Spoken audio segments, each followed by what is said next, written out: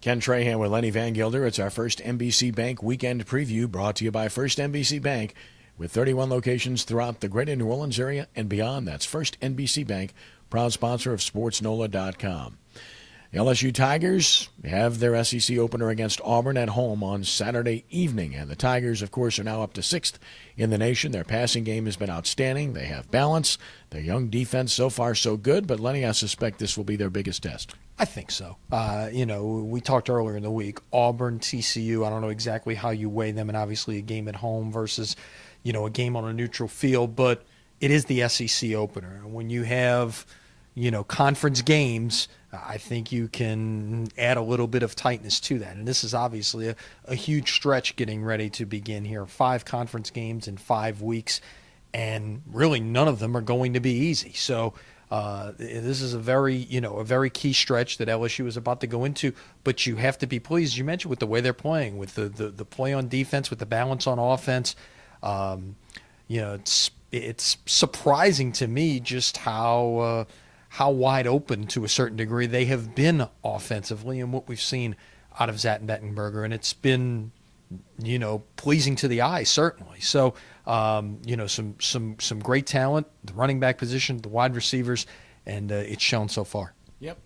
Auburn gave LSU all they could handle last year at Auburn, and with Gus Malzahn on, an offensive guru, if you will, they figured to give them a lot of different looks, and they had an impressive come-from-behind win against Mississippi State. Tulane has a morning start against Syracuse, coming off of a big win at Louisiana Tech, their first road win after 15 straight losses, and obviously that was big.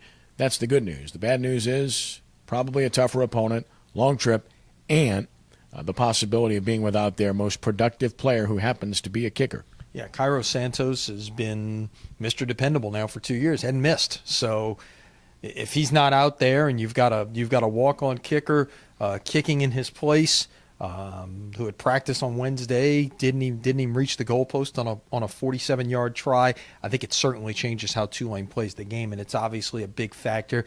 In our condolences to Cairo and his family, but looking at it from a football perspective, if he's not back and not able to be with the team on Saturday, I mean, certainly I think that's a blow to Tulane's chances to be able to win this football game. The Saints, meanwhile, 2-0 now off of their come-from-behind, shocking, surprising, and maybe a miracle win of sorts over Tampa Bay at home against Arizona. The Cardinals are 1-1, but they've played better than their record, could easily be 2-0. Got a new quarterback in Palmer. They have some receivers. They've got some defensive players that we know pretty well who have been productive. And Peterson's playing a little bit everywhere. Of course, he's a defensive back by trade. Matthews getting turnovers like he has previously. So this Arizona team will come in, and they will not be an easy task. No, this won't be. And, I think all you got to do is look back to the last time these two teams played, and it was one of those games and those clunkers we've seen every once in a while out of the Saints offense, where there's a lot of turnovers, and that's what happened. I mean, Arizona didn't move the ball in that game at all, but the Saints gave them the football 4 or 5 times, and Arizona walked out of there with a win. The Saints have to probably do 2 things, I see. You have to take care of the football, and you have to do a better job in the red zone. I think that's probably the 2 points of emphasis on offense this week. The Saints have been able to move the ball down the field, but when it comes down to getting in the red zone, just 1 out of 7 thus far this year in converting touchdowns once you get inside the 20, shockingly last in the National Football League. Well, they're forcing turnovers, 4 so far, but they've thrown 3 interceptions. That's something that Breeze needs to curb. And, of course, carry-wise, we'll see. Mark Ingram has a toe problem. Chances are he wasn't going to get the bulk anyway based on what we've seen. But then again, you never know.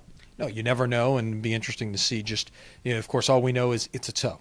We don't have a lot of details at this point, but it's who knows the extremity of the how bad the injury is.